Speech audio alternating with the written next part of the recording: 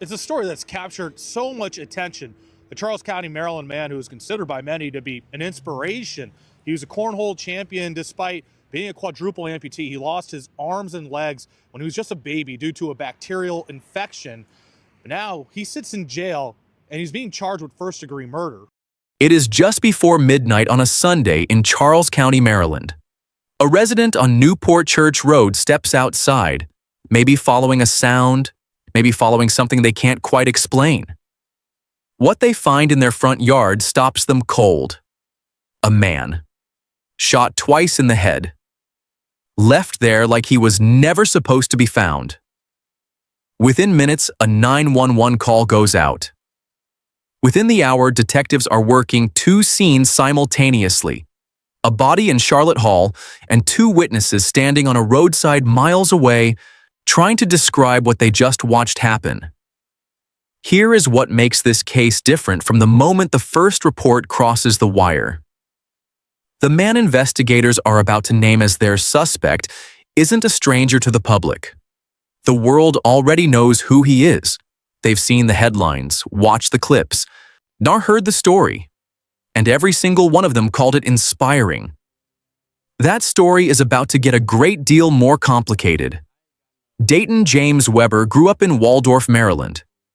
At 10 months old, a bacterial infection led to sepsis, and his arms and legs were amputated to keep him alive. He grew up in the same town as Bradrick Wells, the same streets, the same community. When Webber was 11 years old, a local news station came to profile him because the people around him couldn't stop talking about what he was doing despite everything. Wrestling, playing video games, riding dirt bikes, playing football. A boy who seemed to have missed the part where the world told him what he couldn't do. He grew into a man who competed professionally. He was crowned the best cornhole player in Maryland in 2020. He competed in the American Cornhole League World Championships. In 2023, ESPN sat across from him and told his story to the country. The league once described him as a shining example that anyone can play, anyone can win. That is the version of this story that existed before March 22, 2026. Bradrick Michael Wells was 27. He was from Waldorf, the same zip code, the same circle of people. He was someone's friend, someone's family member, someone who got into a car that night with people he knew. That detail, that everyone in that vehicle knew each other, is not incidental. It sits at the center of everything. Whatever happened between Dayton Webber and Bradrick Wells in that car, it did not happen between strangers. If you are subscribed to Investicrime Files, stay with me right now, because the next few minutes are where this case becomes something you are not going to be able to stop thinking about. Here is what investigators believe happened on the night of March 22nd. Webber and Wells and two other passengers are in a white Tesla traveling through Charles County. At some point on Radio Station Road, an argument starts. Prosecutors later told the court that Webber and Wells had been arguing for some time, and the argument revolved around Wells's continued friendship with a person Webber believed had stolen guns from him. A stolen gun. A friendship that one of them felt was a betrayal. A question of loyalty inside a moving vehicle on a Sunday night. The argument doesn't stop. Officers said Webber shot Wells twice in the head. The car pulls over near Llano Drive. Now, here is the moment where this case forks. That two people are in the back seat. They just witnessed their friend, or acquaintance, or whatever the relationship was, get shot at close range by the driver. Webber allegedly asks them to help him remove Wells from the vehicle. They refuse. Think about that for a moment. They are in a car with a man who just fired a weapon, and they still say no. They open the doors. They get out. They walk to La Plata Road, and around 10:25 that night they flag down officers and tell them exactly what they saw.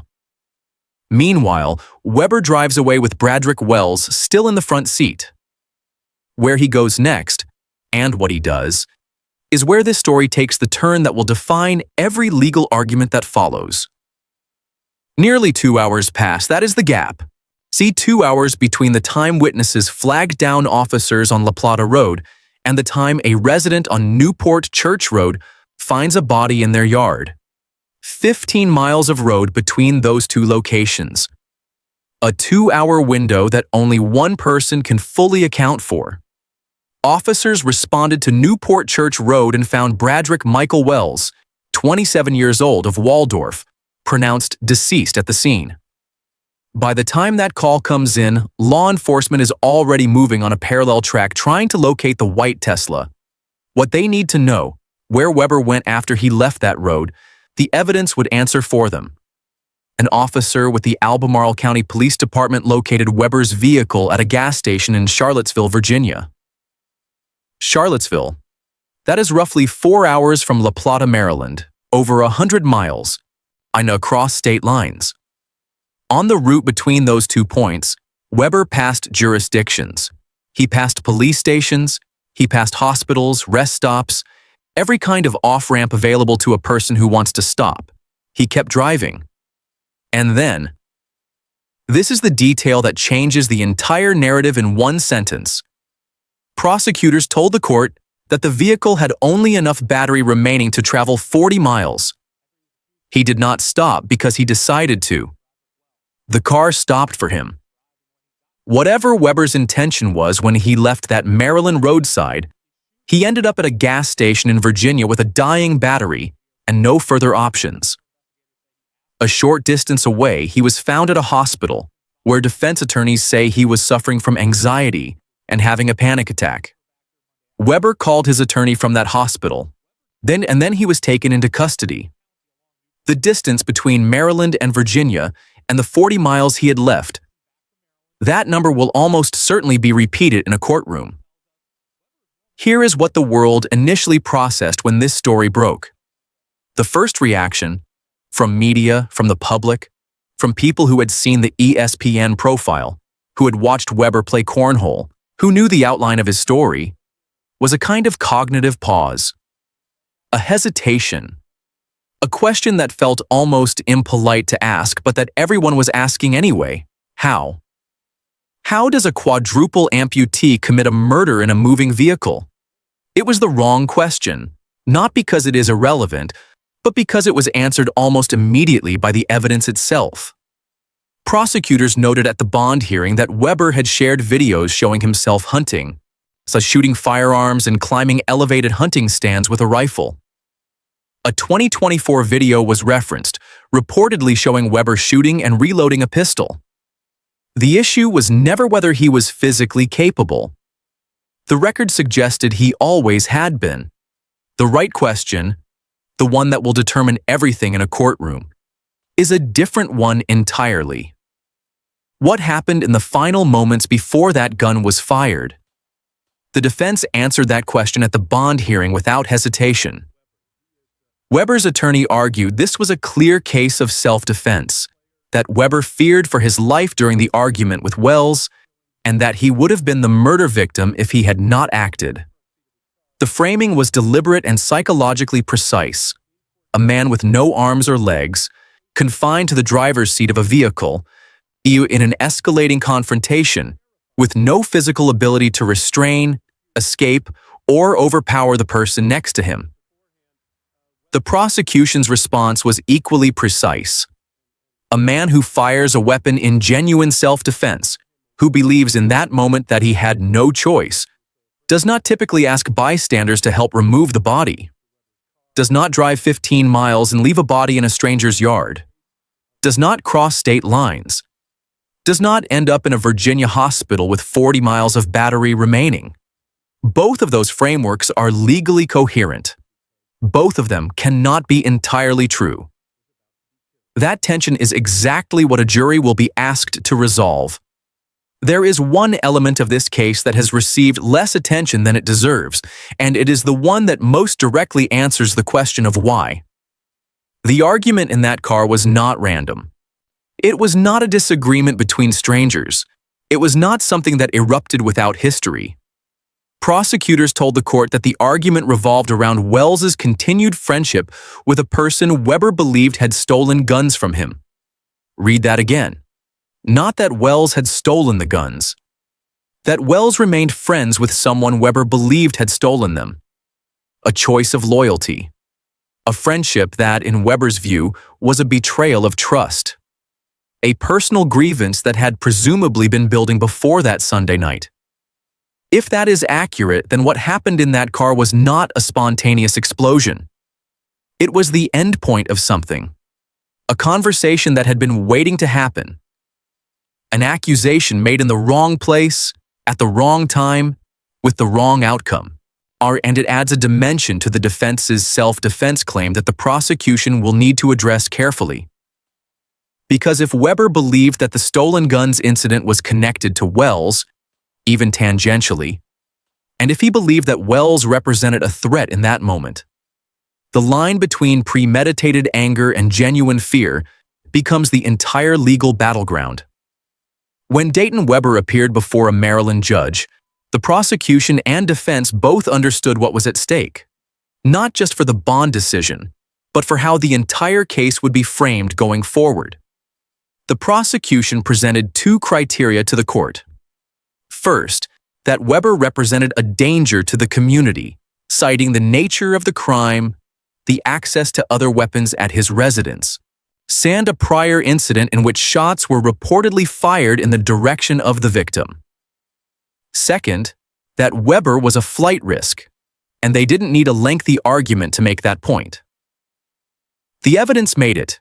He was found in Charlottesville, Virginia, having passed through multiple states and jurisdictions after the alleged shooting in Maryland.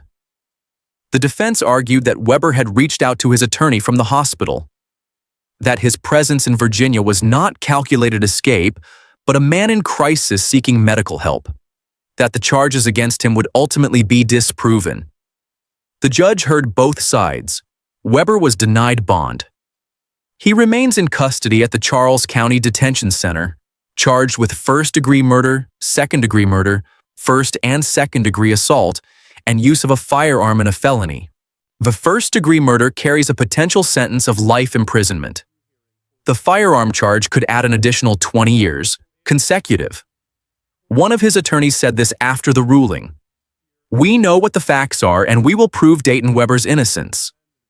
The prosecution is building a case around two eyewitnesses, a recovered firearm consistent with the murder weapon, a matching ammunition box found at Webber's residence, video evidence confirming capability, and a behavioral trail that stretches from Charles County, Maryland to a gas station in Charlottesville, Virginia, with 40 miles of battery left. This is going to trial. If you've made it this far on Investicrime Files, you already know that the cases that stay with you are never the simple ones.